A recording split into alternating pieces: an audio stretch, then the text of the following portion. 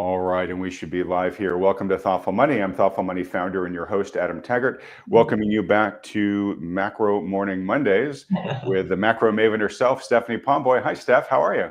I'm good. How are you? Actually, I'll apologize ahead of time for your audience. I'm battling something. I don't know what, so apologies for the hoarse voice and the periodic coughing, but we will get through this. And the good thing is no one can catch what I got remotely. So Well, I'm very sorry to hear that, Steph. But folks, Steph Pomboy, one more reason to love her. She plays hurt. You know, she doesn't back down. Well, Stephanie, look, it's St. Patrick's Day, which I just realized basically as I was logging into this video. Neither you nor I are wearing green, but I wish you the best St. Patrick's Day, and same to all the viewers. Well, thank you. I hope that there's a lot of green in it for everybody on the screen today. Hopefully, yeah. People have seen a lot of red over the past several weeks, and I think a little green would be good for everybody. So obviously, that's one of the questions we'll talk about, Steph, is your thoughts on what's been happening in the markets. But a couple bit of housekeeping news first, and then we'll get to the big theme, which is recession risk. First off, folks, I got a little bit of bad news, a little bit of good news. The bad news is, you all remember a few months ago, we started this new trial period of these Macro Morning Mondays with Stephanie, and this is going to be the final Macro Monday morning with Stephanie. And I'm sure that's shocking to a lot of you. But the good news is it's because it's moving to Wednesdays. So it's going to be Macro Wednesdays with Stephanie Pomboy moving forward from here. So Steph's got a lot of change going on in her life, and this new day helped her. It helps me. So I hope everybody's thrilled. This is going to continue. It's just going to have a new day. So the next time we do this will be what I think a week and a half from now. I'm not remembering the exact date, but I'll pull it up in a second when Stephanie's talking and lock it into folks' minds. But anyways, just expect this to be going on Wednesdays going forward, not Mondays. Secondly, just quick housekeeping. We had a fantastic conference this past weekend. Steph, it was really one of the best ever. I can't really say it was the best ever because you weren't part of it this time around. You will be next time. But it really was fantastic. And don't take my word for it, folks. If you're watching and attended, please comment in the comment section below to share your own personal assessment. But what I just want to let folks know is if you didn't register for the conference and are now thinking, darn it, I really wish I had. And I can tell you folks, it could not have been more timely given all that's going on here. You still can buy a replay of the entire event. Just go to thoughtfulmoney.com/conference and you can buy the replay there. It's got all the presentations, all the live Q&A, all the resources we mentioned, an archive of the live chat from the day. So you'll get the entire experience. All right, Steph. Well, now look, to our main event here. So I'll basically just concede the floor to you, but just to tee it up, we've had a lot of discussion of late in the media about recession risk, which is funny. It really fell out of the headlines last summer. Everybody was confident we had achieved the no landing. But all of a sudden, starting about 3-4 weeks ago, people started getting nervous again. Now there's a huge debate. And I think one of the things you want to comment on is, well, I think both you and I should believe that economics is factual and data-driven and should never be politicized or made a partisan topic. There does seem to be some partisan element coming in here that I think you think detracts is the wrong thing to be doing when you're facing a real problem like this, correct? Yeah, and I mean, to be fair, I sort of contributed to that back at the end of last year when we were getting all these crazy economic reports that seemed far too strong, given what we were seeing, beneath the surface of the economy and what consumers were expressing in the sentiment surveys, et cetera. And I think I facetiously commented many times that, once Biden's out of office, we'll get all the revisions that show that we were actually in recession back then. And, but it'll be late at the next administration's feet. So, I can understand where some of that to some degree, but the reality is that the economic data is really very poor. And again, I was arguing last year that we were actually in recession, and pretty much the only indicator that didn't reflect that was the real GDP report. And to believe that, you have to buy into the government's accounting of inflation, which I don't. I don't know if any of your viewers out there do. But basically, every other economic statistic out there was in recession territory, whether it was housing activity or consumer sentiment numbers or real retail sales or the share of broad consumer spending that was going to housing and healthcare, blah, blah, blah. I mean, you go on down the line, leading indicators, inverted yield curve. So now we flash forward to 2025 and we have a new administration. And when data comes out that suggests that we are actually slowing dramatically from wherever we were in 2024, and people start worrying about a recession, a lot of the talking heads out there in the partisan world are dismissing that as just sort of liberal, whiny talking points. And I think we saw this really on Friday when the University of Michigan sentiment survey came out, and it, surprisingly showed another deterioration. And within that, the skew between a Democrat assessment of the outlook for the economy and their personal finances was worse than it was for the Republicans, who tended to be more optimistic. And so that at least is one data point where you can point to and say, okay, well, clearly Democrats see the world differently from Republicans in their experiences. Their optimism is greatly different. But as Michael Jordan said so famously, all these people buy sneakers, whether you're a Republican or Democrat, it shouldn't matter who it is that's crankier. The reality is that in the aggregate, consumer sentiment has definitely softened. It even did so for the Republicans in that survey. It just wasn't as bad as it was for Democrats, but it still did deteriorate. And then when you look at sort of the broader measures, some of the declines were absolutely staggering. I mean, you saw a huge drop in the aggregate assessment of the outlook for employment, which obviously is a major red flag in terms of a recession risk. And the outlook, the business expectations component for the next year hit the lowest level in the history of the sentiment survey, which goes back to the late 70s, early 80s. So this is not data that should be dismissed out of hand as simply liberal talking points. There is a reality here that exists that people are in denial about a little bit. And I guess I would underscore that with today's retail sales report. It just came out a couple hours ago, and it was 1/3 the expectation, which would have been bad enough, except they then went back and revised down the already abysmal reading for the prior month. So you're not just talking about how consumers feel, but how they're actually spending. And this was yet another report where, so overall retail sales came in at 0.2 rather than the 0.6 that was expected. And you may recall from last week that CPI in the month was up 0.2. So it's yet another month where there was no increase in unit sales. And this is something that you and I have been talking about for a long time, because it's over 4 years now that unit retail sales have gone nowhere. And you've never seen that outside of a recession. And in fact, I don't know if we even saw an extended period that long during the Great Recession, the global financial crisis, which is arguably the worst recession since the Great Depression that any of us, have lived through. Not that any of us lived through the Great Depression. I'm not trying to age us, but you get the point. We don't have too many of those folks watching now, I don't think. Oh man.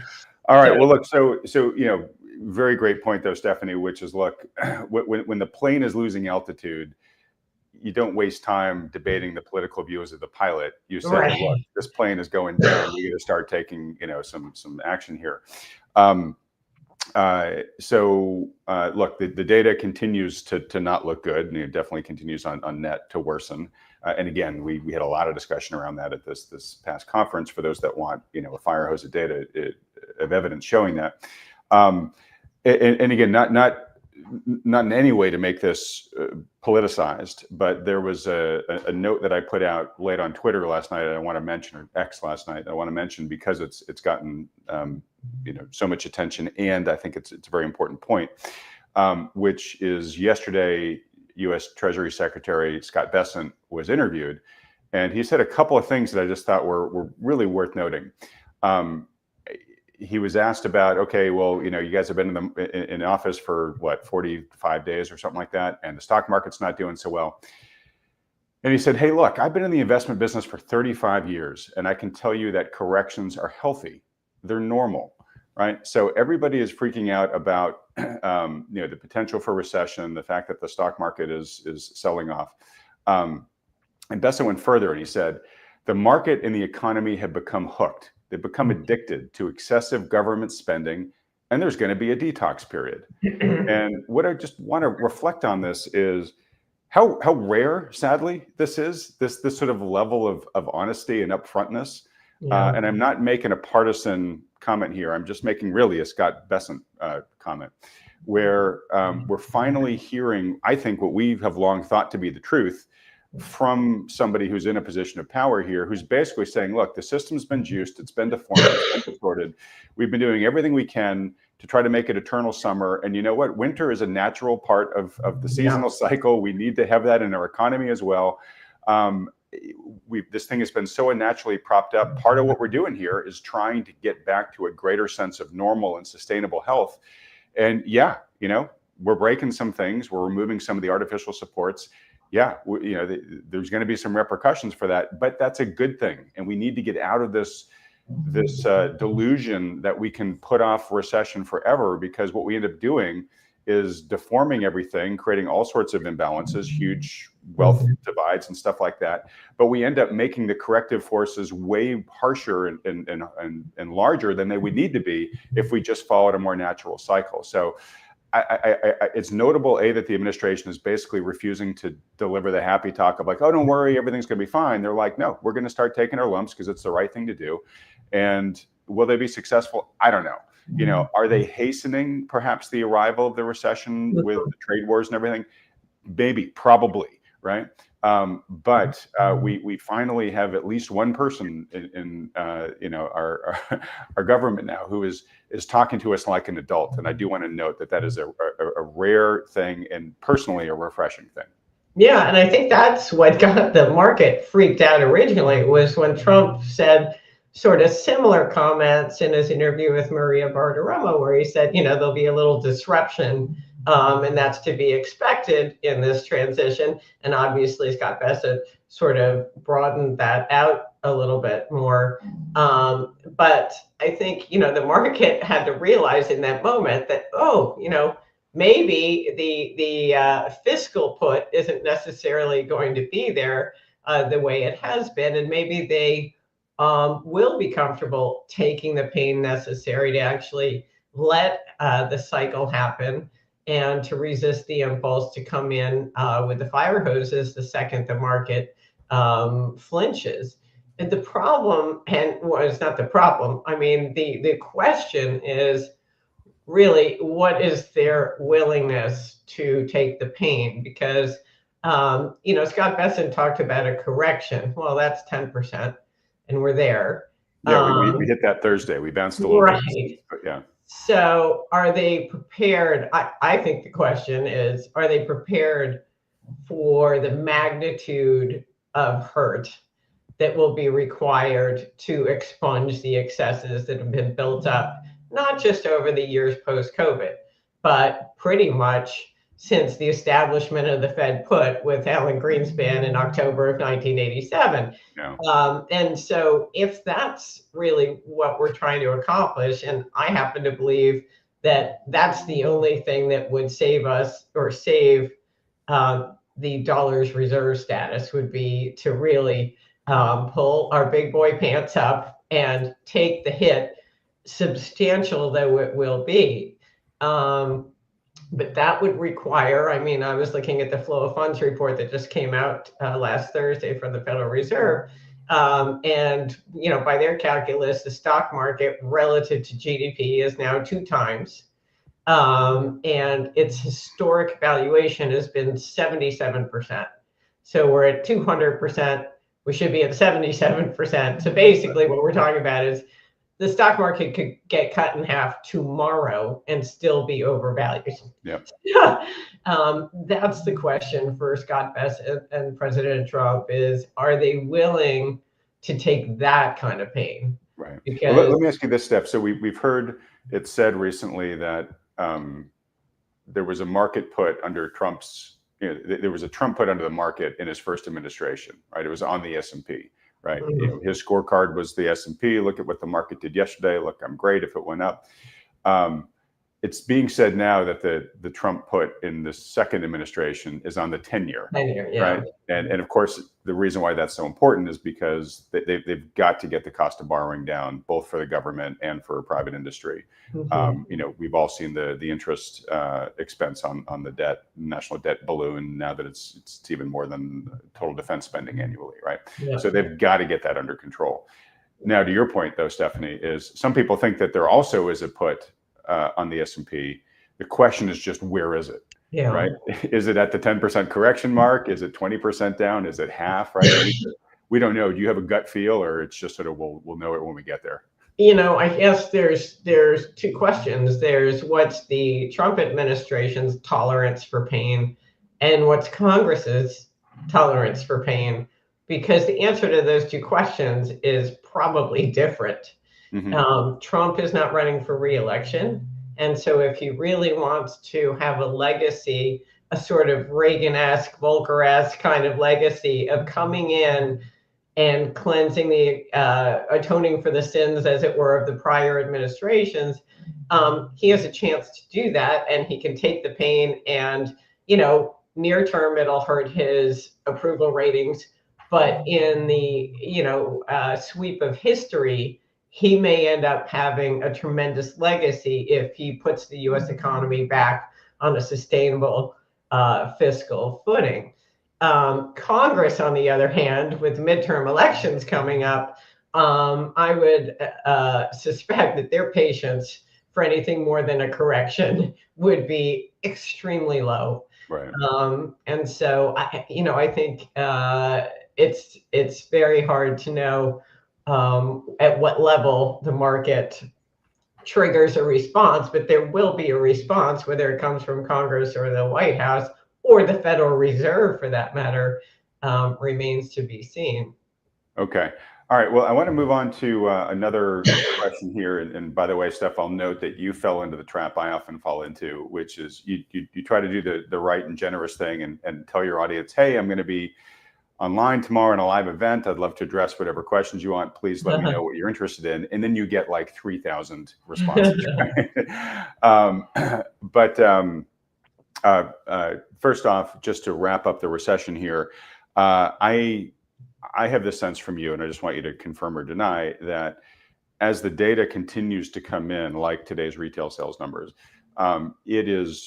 you're seeing it as additional validation of your pre-existing thesis that the economy is slowing, that the forces of disinflation and deflation, at least economically, are beginning to take over. So A, is that true? And then B, I guess a little coda. What do you think is more likely as the economy slows? Disinflation, deflation, or more sort of stagflation, where the economy continues to slow, but the prices just remain stickier and higher than folks want? Well, yeah, I would agree that that's a fair characterization of my viewpoint, that I think that, the economy was probably in recession last year, that was masked largely by surfeit fiscal stimulus, with, the prior administration having passed bills that, some of the stimulus didn't kick in until 2024. So you did actually still have some positive impact there that now obviously is being taken away. Yep. And what we'll discover in its absence is how dependent various sectors of the economy really were on this stimulus. And I would finger the state and local governments as probably the most vulnerable, and also the area of greatest potential weakness for the economy. and this is something that people don't really pay a lot of attention to. But state and local governments were really the primary beneficiaries of all the federal stimulus over the last several years. But at the same time, the state and local governments are also sitting, and this came again from the Fed's flow of funds data. I'm a nerd, but they're sitting on these massive pension funding shortfalls. And you and I have talked about this for ages, Adam, and it kind of went away as an issue once the Fed started raising rates, because the higher rates had the effect of reducing the future liabilities on a discounted cash flow basis. So ironically, as the Fed raised rates, the pension funding shortfall appeared to shrink. It had nothing to do with the quality of the assets they held. It was just that, the discounting mechanism. But now, if the stock market is starting to correct, those shortfalls will expand again. And the problem for state and local governments is that they, unlike the federal government, are required to run balanced budgets. So when they have to, plug holes in their pensions, they either have to raise taxes or cut spending, somehow raise funds to do that. And the measures that they take, whether it's cutting spending or raising taxes, are massively counter-cyclical and exert tremendous dampening effect on the overall economy. So if you think about, like, after the great financial crisis, when the markets imploded, the hole that was blown into pensions was so massive that state and local governments, their efforts to plug those gaps, saw them depressed. They were dragging down growth. They were detracting from total GDP growth for 4 years after the crisis ended. That's how long it took them to continue to spackle all the holes and, impose all these counter-cyclical measures. So even though the economy itself was doing better, the effect of these state and local governments trying to right the ship really depressed economic activity far longer than you would have thought. So that's one area that I don't think people appreciate, that there could be tremendous drag on the economy, away from just the direct cuts that DOGE is making. And then, of course, the continued weakness in consumer spending that we're seeing. As it relates to your question on what about the inflation side of it, is it disinflation, deflation, stagflation? I keep coming back to this question of the stock market, because I think Scott Bessent had it totally right.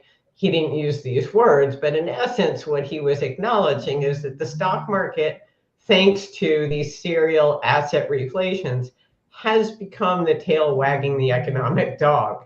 And so it's inconceivable to me, and this is another issue I have with this sort of partisan analysis of what's happening in the economy, is that if the market goes down substantially, and I'm not talking about a correction, but if we actually have a return to normal valuations, there's no way you escape a recession. The reverse wealth effect and the impact of a declining stock market will be felt far beyond Wall Street. And so that has the potential to have a massively deflationary impact. And we saw that in the global financial crisis, where inflation was 5% before the stock market fell out of bed. And then a year later, it was -2. So, asset deflation can trigger disinflation in goods and services prices, as well as that reverse wealth effect happens. So the question again comes back to, what is the appetite to allow the stock market to fall that much? Right. And if they say, oh, we're down 15%, we're rushing in, we're going to, do all the same tricks we normally do, fiscal monetary stimulus, then you maybe avert some of that level of disinflation. Okay. So I wish I could give you a very cut and dried answer, but it remains to be seen. Yeah, well, the good news is we'll have you on every 2 weeks That's here, true. Steph, to be able to give us, audible updates along the way. I don't know So if it's good news, but that's the truth. no, that is good news to this audience. So speaking of the tail that wags the dog, I've been periodically hearing these sonorous sounds coming from your microphone. That is Wilhelmina snoring underneath you, correct? That's her. That's not somebody sleeping on my floor. That is. someone noted, people notice all kinds of stuff. So in addition to snarky comments on my orange armoire and the wallpaper, someone did notice that there are some moving boxes, and yes, I am moving. So you can also say goodbye to the wallpaper and the orange armoire, because they will not be coming with me in whatever new no. location I move to. Oh no. Well, I'm sure we'll have a new design element for people to take Exactly. apart. Yeah. So stay tuned. All right. Look, I want to get on to gold in just a minute, because we had a lot of questions about it last week we didn't get a chance to get to, and obviously it's on a tear here. It just hit 3,000 an ounce for the first time end of last week. But as a segue there's a question here from a guy named Silver CPA that I just want to grab directly, right? And it says, why does Adam continue to talk to people who have been wrong for years? And Steph, I'm not sure if this is directed at you or not, but I get this enough that I do just want to grab it, right? Which is, look, yeah. Everything that Stephanie has been talking about here, right, has been really sort of, you can define it as a battle between the forces of nature and then unnatural acts to prevent them from happening, right? The economy, was so ready to fall into some sort of slowdown in 2019. It was clear in the data. Nobody could have seen COVID coming, but essentially it was the trigger that was, there to tip this weak economy already into a slowdown. And then, of course, it mushroomed very quickly into this unprecedented global, shutdown of the economy, right? Which then required a totally unprecedented amount of rescue stimulus, and that was probably the biggest financial unnatural act we've ever seen. And we're living with the distortive effects of that still, and we're still spending, deficit spending at levels that we rarely ever have in this country's history, right? So my point is, I consider the people that I've had on this channel and continue to have on this channel who are pointing out the concerns. These are the rational people saying, look, this is what the natural forces are trying to do. And yes, they're able to keep it at bay right now, given these unnatural acts. But they come with their own cost, right? The purchasing power of the currency, the wealth divide, all that type of stuff, right? So yes, the S&P may still be, near all-time record highs, but it doesn't mean we should just lean back and say, well, then everything's awesome. Right. We need to be looking at the stresses in the system and saying, hey, this is probably, a very temporary détente, and eventually reality is going to win out here. And when it does, it's probably going to be pretty pissed for all these reasons, right? And I liken it, Steph, to the fires that we just had here in California. Right. This is a dry state. It's a natural desert in many places. LA, there's absolutely no way naturally it could support the human population it has there right now. And for years and years and years, people have raised all sorts of questions and comments and concerns about forestry management and the state of the reservoirs, and the state's been in drought a large part of that time, and all this stuff, right? But everybody thought, hey, it's fine. LA's here year after year. Everything's good enough, right? Until all of a sudden it wasn't, right? Until reality finally expressed itself, and the extend and pretend of all the delayed investment in the infrastructure to fight fires and the dry reservoirs and all this stuff, right?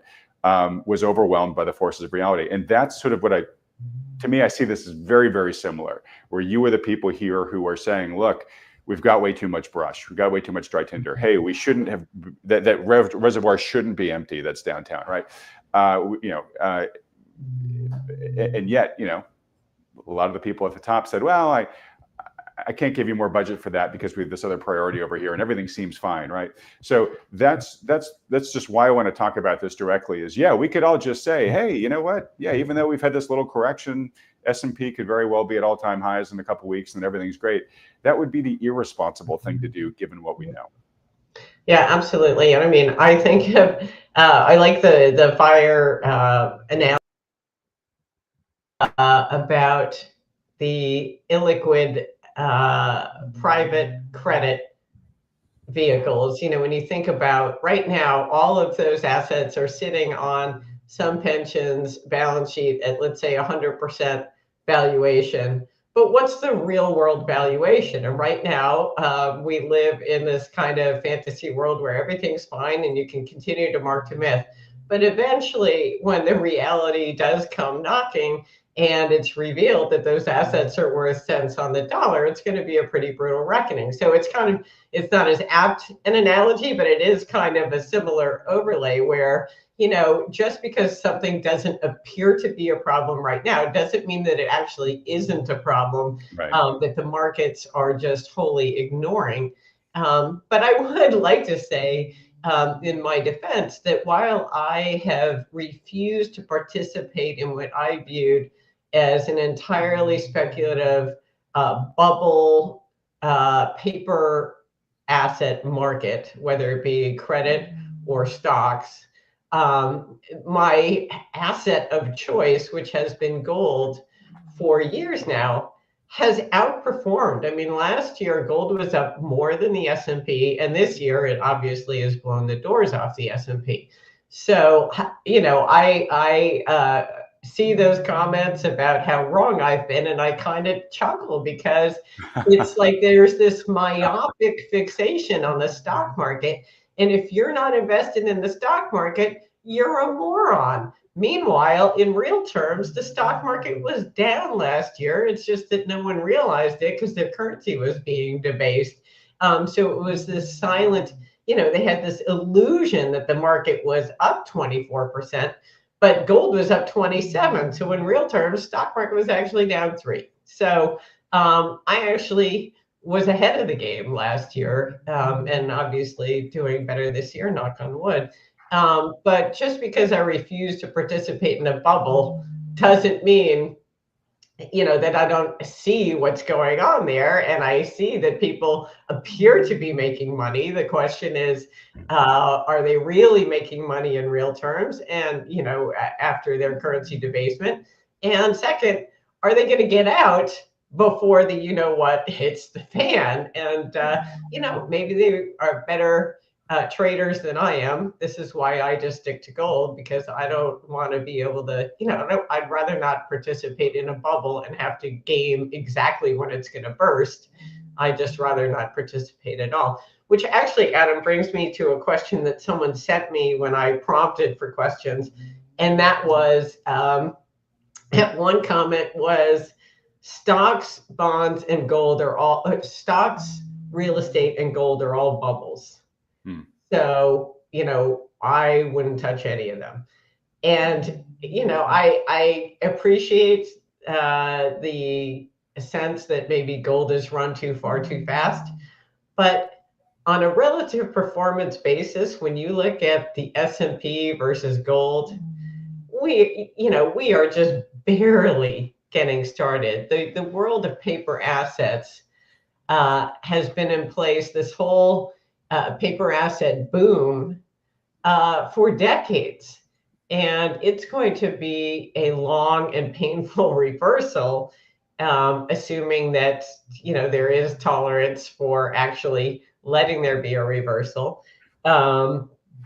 whereby, the reversion to the mean of these relationships is going to see gold and commodities in general outperform paper for a sustained period of time, and on more than just this year. We're talking years, decades, maybe, which is generally how long these cycles last. So, I mean, if you look at a chart of gold relative to the S&P, the last thing you would characterize gold as is a bubble. Yeah, there's a chart I'm trying to find here, Stephanie. I'll pull it up in a moment. But Tavi Costa does a great job of tracking the ratio of the commodity complex to the equity markets. And again, I'll try to find the chart so folks can see it themselves. But basically, it shows over the past several decades that ratio has dropped, meaning equities are valued way more than they are versus commodities are. And this is technically supposed to be cyclical. There's supposed to be some mean there somewhere. So if commodities start reversing to the mean, they've got a massive tailwind ahead of them. Now part of that mean reversion may be more equities coming down. Right. But the point is you want to be in real things versus paper things going forward. I mean, I haven't looked at this in a while, and I would need to update it, but I remember not that long ago that the entire market cap of all the gold mining stocks was less than the market cap of Home Depot. So it's kind of like an example of just how tiny this exposure to the gold industry is. I mean, and that's, obviously the miners as opposed to the actual bullion, but it gives you a sense as to the primacy of paper assets over hard assets. All right. Well, look, if you're going to look at, people were talking a little bit about the Fed revaluing gold, and what level of gold it would take for them to do that. And, if you just go back and look at, let's say, the monetary base, and you were to basically gold back the monetary base, you're talking about gold at like $25,000 an ounce. Right. Not 3,000. So again, we're talking, and that's the monetary base. That's a drop in the paper asset bucket, obviously, but nevertheless gives you a little bit of a sense as to just how extreme the market cap of paper has become relative to all of the claims essentially underlying it. Right, or even as much as gold has run of late, how potentially still undervalued it is relative to the supply of paper dollars out there. So here's that chart that I was talking about here. It's actually an overlay. The blue line here is the U.S. dollar, and essentially, there's a inverse relationship between the dollar and commodity prices. And it looks like the dollar, potentially could be peaking here, right, and could have a secular decline ahead of it. But you'll see here this white line, which is commodities to equities ratio. I mean, it's down at levels that we haven't seen in the past 50. I mean, pretty much since you and I have been alive, Steph, right? And so the question is has something permanently changed, or will this mean revert, especially if the dollar starts weakening from here? And if so, there's an awful lot of room, ground that needs to be covered to get back up just to its historic mean. And of course, corrections usually overshoot. So it could be, a really favorable decade for real assets. So, okay. So just a question that get the rubber to meet the road here, Steph. Gold's had a big run. It just rang the 3,000 bell. I think the morning we're talking here, it's down a tiny bit, catching its breath a little bit. Have we gone too far too fast? Do you see a prolonged period of consolidation here? Or do you think that the world is sort of waking up to the fact that, hey, something's different this time, and gold is a really good potential safe haven? And just a couple things to toss into your potential answer. We definitely seem to be seeing, at least at sort of a sovereign institutional level, a lot more demand than we've seen before for the actual physical, right? So we're seeing these massive flows from the LBMA into the COMEX. Many more people are taking big deliveries. I've had Andy Schechtman on the program recently talking about the size of these things and who can take deliveries, place orders this big and take deliveries this big. And it's hard not to think that it's sovereign entities out there that are doing this, or maybe just the really, really rich, really, really wealthy family offices or whatnot. So there definitely seems to be kind of a scramble for the real thing. And in the equation of demand for gold, you're our very good friend, but certainly your very good friend and partner in crime, Grant Williams, wrote that famous piece, 12 years ago, that nobody cares about. Right? Hey, those of us who think it should have a bright future, we got to realize nobody else cares. Nobody's buying this thing right now. Well, after, in the years after that, the central banks woke up and they become buyers. The Eastern investor, speculator, has woken up and has been buying hand over fist, but the Western investor hasn't yet. But might we be at the cusp of the Western investor starting to say, hey, you know what? I need to get into this action, and if so, potentially what is that going to do to price? Yeah, well, that was exactly where I was going to go in my answer. Is that heretofore it had been entirely sort of BRICS plus countries aggressively stockpiling gold as they diversified away from the dollar. But we are, I think, in the last week or two, starting to see some modest interest in gold ETFs here in the US by Western investors. But that, again, that's brand new and just starting. And here we are at 3,000. So the entire move between whatever it was, 1,300 to 3,000, has occurred without any Western participation. And now it looks like, there's a little bit more interest domestically. And I see it personally. The other day, I was busy packing boxes and I came downstairs and picked up my phone and I had 2 messages. This was the day that gold actually hit 3,000 last week. I had 2 messages from random friends of mine, neither of whom are in the business, asking me how to invest in gold, which of course immediately sent shivers down my spine. But, I had to remind myself that, again, these are, hopefully they're the smart dumb money. I apologize, but let's just. I think that you have to remind yourself that really this is just the beginning for Western investors starting to think about this.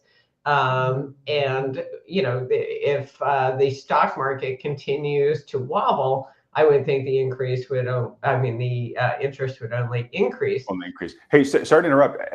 I haven't seen the cash for gold ads starting yet. Of course, I don't really watch normal TV. But will that be an important sign too when those start appearing everywhere? Yeah, that'll be a sign for sure. Oh my God. Hey, folks in the live chat, if you're seeing them, let us know. But if you're not, let us know if you see them in the future, because that will be kind of a societal indicator here. Well, and this is a moment where I almost wish I don't, but I almost wish I were back in New York, because I used to take taxi cabs everywhere, and it was when the cab driver said, "Hey, I bought myself some gold," that you would know that was time to sell. Yeah. But, I will say anecdotally, I've had similar but somewhat different, where I've had some family friends who had a little gold, and this was oftentimes like jewelry or like a coin they'd been gifted decades ago, where they were like, "Wow, I just kind of heard gold's at a high amount. Like, can you help me sell this gold?" Because they wanted to free up some cash. My counsel to them was, "Sure, I think you should hold on to it," but these were honestly older people. They're my mother-in-law's generation, so. I think them getting to enjoy the cash is probably not a bad thing in their case. So 2 things. One, that was sort of an indicator that these people were just, gold wasn't even on their radar. All of a sudden, it hit it enough for them to say, "Hey, I want to take some action here." Secondly, I went into a coin dealer and actually sold gold now twice for 2 different people here. And I had, as a gold holder, I'd always wondered what that process was going to be like. So now I know what it's like. So folks, if you would like at some point in the future video, me kind of breaking down what the experience was like, I'd be happy to do it, because my guess is other people might be curious as well. But anyways, let's get back to gold itself, Steph. So where do you think it is likely going from here? Well, I think, a couple other things that are interesting to note about the action we've seen so far, and how little Western participation there has been. This whole rush to have delivery, I'm wondering, there is the Basel III capital change, and that makes gold equal to, highly liquid asset for banks and other financial institutions. Yeah, I believe it's only equal to U.S. I think the only tier 1 assets are U.S. Treasuries and gold, right? There's not a lot of competition for that, right? Right. Yeah. And so I went and read the exact language, and it needs to be allocated gold. So you can't own something like GLD and claim that you have exposure to gold that way if you're trying to satisfy that capital requirement. Presumably, and I haven't confirmed this, you could own FIS, which is the Sprott Physical Trust, or anything like it that actually gives you allocated gold for your, you're buying shares of allocated gold. So that might work, but there's a chance that what's happening here is financial institutions are taking delivery so that they can have that for their, as their highly liquid capital. So that's one thing. The other thing that I kind of think is is interesting just to note as an aside. When Trump, I think this was probably right after he won the election, or right around that time, he threatened the BRICS Plus countries. I'm sure you remember I this. do. Yep. Saying that if they continued their de-dollarization efforts, they would be met with a 100% tariff on everything they attempted to export to the United States. And he certainly sort of made similar comments. I don't know if he specifically talked about the 100% tariff, but he basically said, we're not going to let them continue to move away from the US dollar.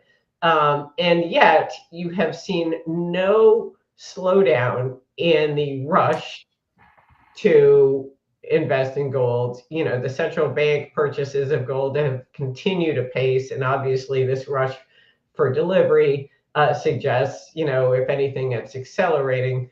So whatever his threat was didn't seem to accomplish Deter the them much. intended results. And we'll see if he ends up backing that up with action. I think this whole tariff thing is interesting when you think about it in that context, because Bassett and Trump, they're trying to figure out a way that they can sort of revitalize the US manufacturing base and reduce our dependence on foreign trade, importing all of this stuff from all over the globe. But at the same time, they need to support our treasury market. And our trade deficit is the thing that supports our treasury market. Right.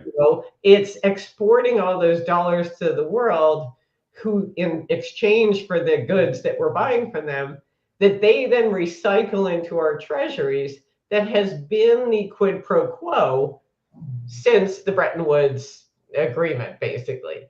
And so if you're going to reduce the trade deficit, you're by definition throwing into jeopardy the financing of the budget deficit. And I think the tariff thing is their attempt to kill two birds with one stone, because it helps you achieve the initial goal, which is to shrink the trade deficit, but it also generates income. And that income can be used to reduce the federal deficit, thereby shrinking the degree to which you rely on the rest of the world for treasury purchases. Right. So, I think that's kind of the novel idea behind the tariff thing. Whether it works remains to be seen. And, I happen to be one who viewed the tariffs really primarily as a negotiating tool.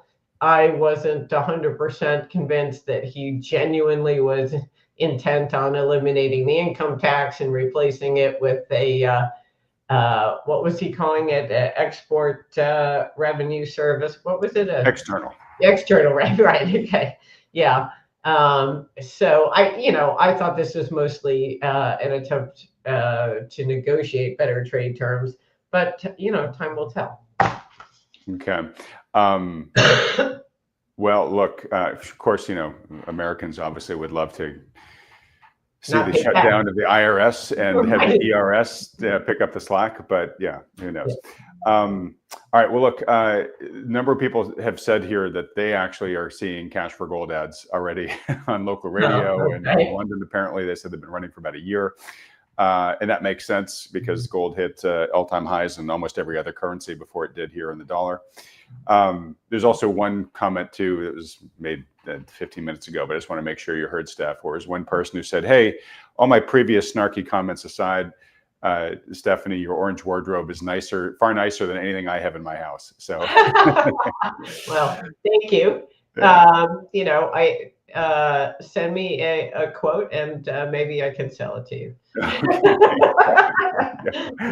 Well, look, we've got about 10 minutes left. I sure have a lot of questions here, and I know people sent questions to you both on X and also directly. So maybe I'll put it back to you, Steph. Is there a major topic that you wanted to cover today that I have yet to ask you about? Well, I think one thing that, since it's coming up, might be the Fed. They've kind of been sidelined in this whole the events of the last several weeks. They're viewed, not surprisingly, to do nothing this week. But I think what's interesting to talk about as relates to the Fed is this shift that we're seeing.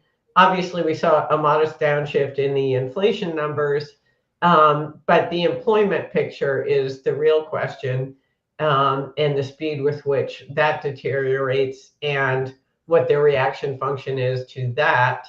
And I wish I had answers to that, but there's a chance that we see some very disappointing payroll numbers in the next month or two or three as these Doge cuts kick in. And then obviously, when you look at some of the numbers we've seen already, like for example, that University of Michigan survey, and not surprisingly, the consumer's assessment of the job outlook tends to lead the actual job market. Right. They have a very good sense as to where things are heading.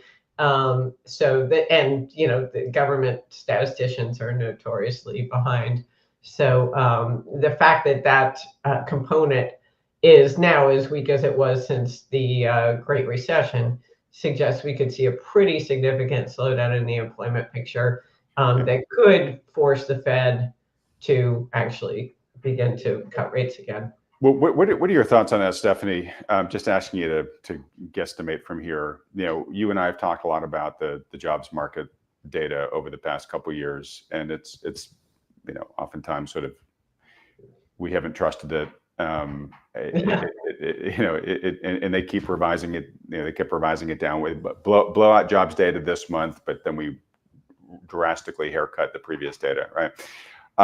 And despite that, I mean, even with as much potential doctoring that went on with the data, it was clear that we were losing full-time private sector jobs, and what was keeping the numbers positive was the growth in part-time jobs, right? So a lot of gig work, and government jobs. So okay, the government jobs spigots turned off. In fact, now we're cutting government jobs. There's got to, I imagine, got to be some impact on the gig work jobs with, slamming the borders shut and now starting to deport people. Yep. I don't think, I think that the impact of that will build as we go from here. But still, even just stopping the growth in that is probably going to be material. So, with those two big factors, stopping illegal immigration and, basically stopping hiring in the government, how much of an impact do you think it's going to have on the jobs data? I think it's going to be material. We also saw a huge increase in foreign-born workers. That was really the subset that was driving the increase in employment. So who knows to what extent the foreign-born workers were illegal versus legal. And I guess we'll find an answer to that. But I think that there will be a material impact, and it's broader than just, as you noted, the federal workers that are going to be directly in the line of fire. Right, but also the state workers too, because as the funds get to the states get dry up, as you mentioned, they're going to have to lay off. Yeah. Plus, they're the contractors, and I was just reading something this morning where contractors, private independent contractors to the government, there are twice as many people employed in the private contracting to the government as there are on the direct government payroll. Right, and this is the government jobs multiplier effect, right? We create a government job, and then these other ones feed off of it. Yeah. So that's where I think you're really going to see the biggest impact for these numbers. But also, you're talking about employment across the entire economy to the extent that you're running a business that in any way interfaces with either a government contractor or the government directly. So your business is going to slow, and then you're going to have to wonder, okay, do I need the same number of workers, or do I cut this guy and add some hours here or whatnot? So I think in general, the impact on employment is going to be where you're really going to see this hit. For the reasons we talked about. Number one, the numbers were really being inflated by the federal and the contract workers and the illegal migrants that were all kind of keeping it up. And now you're going to see that part come out, and then the knock-on consequences across the rest of the economy of what it is to take that away.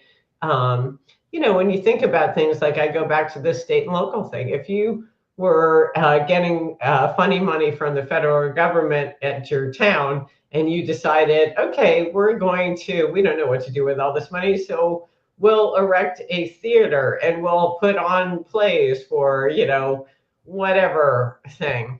And then you hire people to do that. And then all of a sudden the money goes away. And then, okay, we don't need to build that theater, and we don't need people to man it. And we don't need, Right. so there's a huge multiplier effect, like you're saying.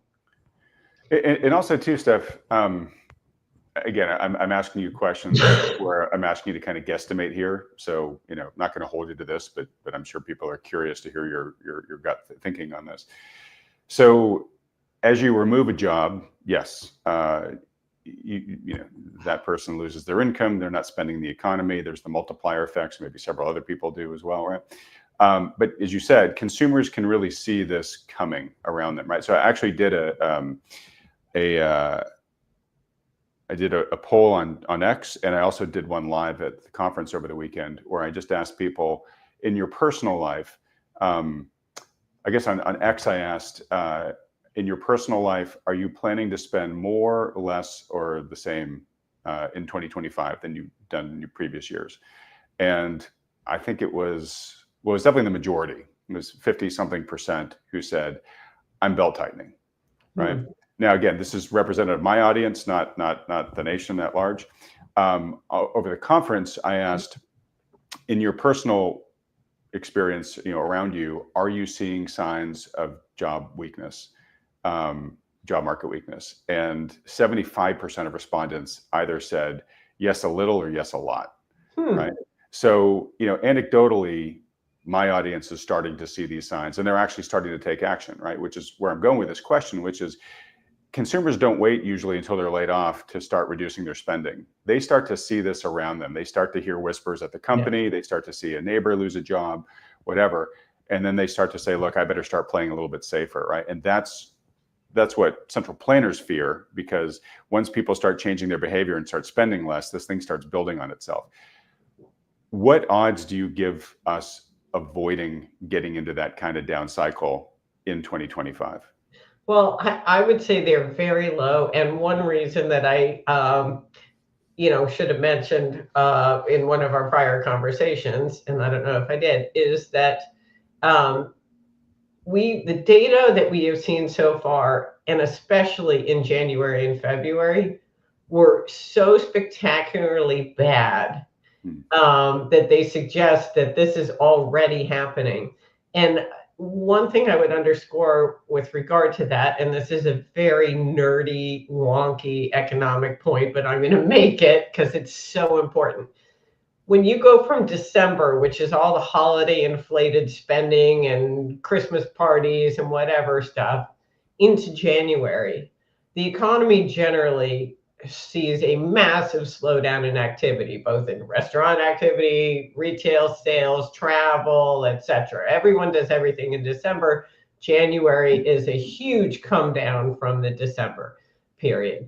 So that is built into every data point that is published by the government agencies. So whether it's payroll, employment, retail sales, CPI, industrial production, you name it, every single data point in January assumes a massive decline from December. I could give you the table with the secret sauce, but let's say that home sales in January are down usually 30% on average from what they are in December, and retail sales are down 15% from what they are in December. That is sort of the par, if you're a golfer, for January. So all you have to do is come out and hit better than -15 on retail sales to do well on that hole.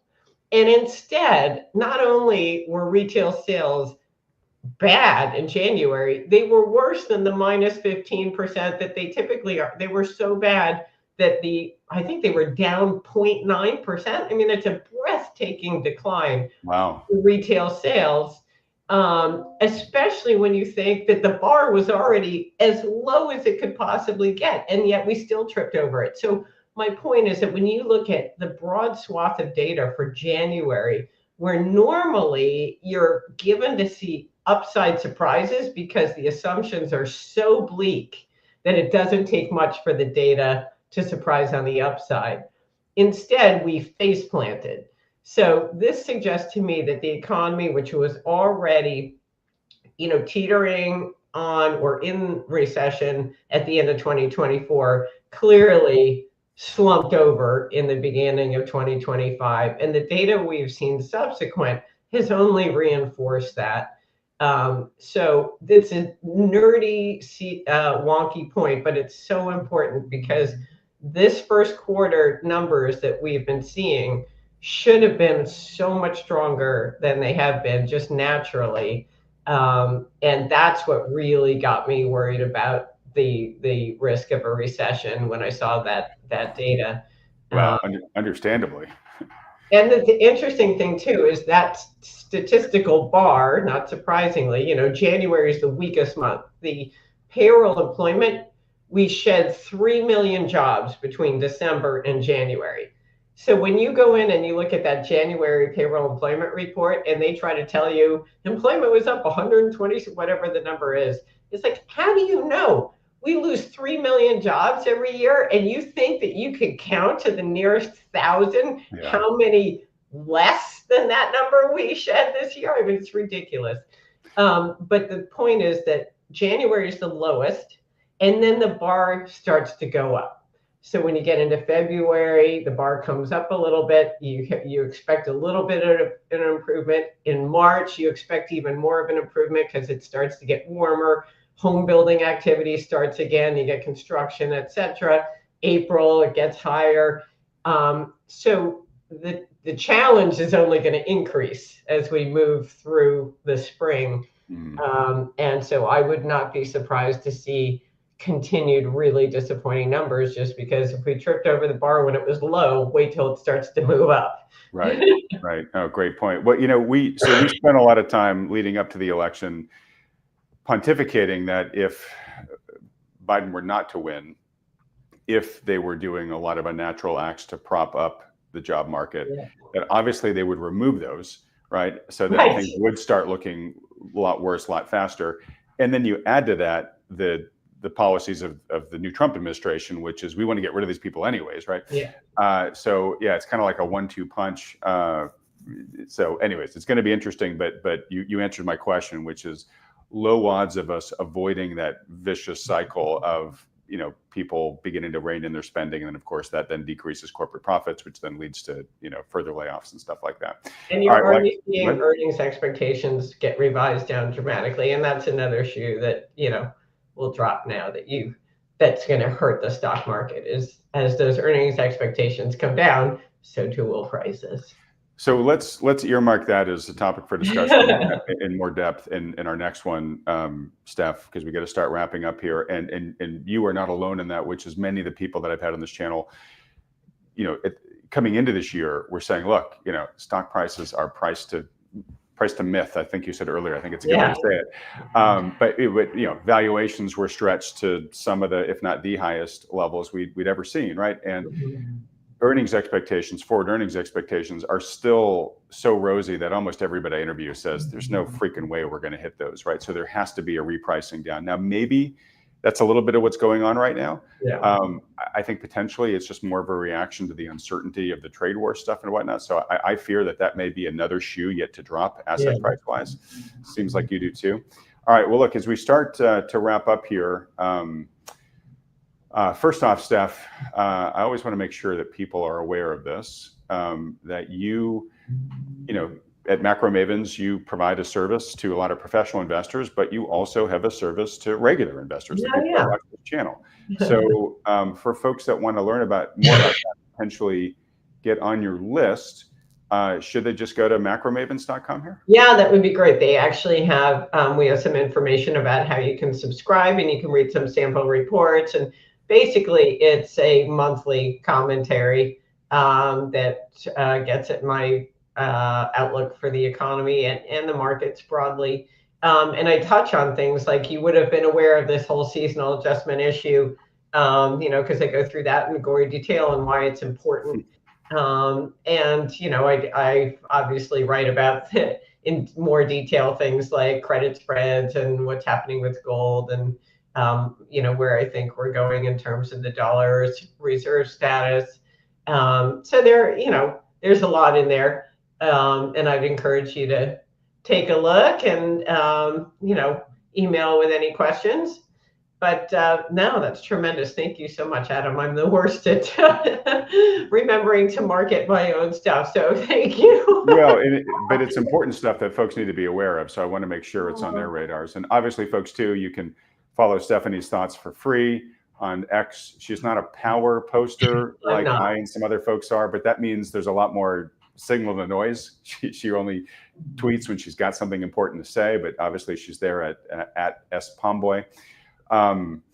Also, folks, a couple of resources real quick for you. So, gold, a lot of interest in gold right now. And I've had a lot of people asking me since I started Thoughtful Money, hey, Adam, help me understand the options for where I can buy this. There's all these different form factors from coins to bars, physical, getting them stored for me, owning an ETF, maybe owning the miners. How do I think through all that? I've got all that written in this free guide here. It took me way too long to get it out in the world, but it is now out in the world. Again, you can read it for free, thoughtfulmoney.com/gold. And then obviously, if you want to have a financial advisor help you think through how you should be positioning for this potentially rocky year ahead that Steph and I have been talking about, obviously you can go schedule a free consultation with one of the financial advisors that Thoughtful Money endorses. These are the firms you see with me on this channel week in and week out. Lance Roberts, his firm, the New Harbor guys and their firm, Jonathan Wellham's firm up in Canada. If you want to schedule one of those free consultations, just fill out the short form at Thoughtful Money. Now, very importantly, remember that we will be moving from sorry, I'm trying to turn that banner off there. We'll be moving from Mondays to Wednesdays going forward. So the next one of these is going to happen on Wednesday, March 26th. I'll remind you all on X and whatnot, but don't come looking for Stephanie in 2 weeks. It's going to be a little bit sooner on the March 25th Wednesday. And again, folks, happy St. Patrick's Day. Whether you've got Irish descent or not, I hope you have a wonderful, lucky day. And as Stephanie said, hopefully we'll have some green today versus red. Yes, looking forward to it. Same to you, Adam. Thank you. All right. Thanks so much, Steph. Everybody else, thanks so much for watching. Bye.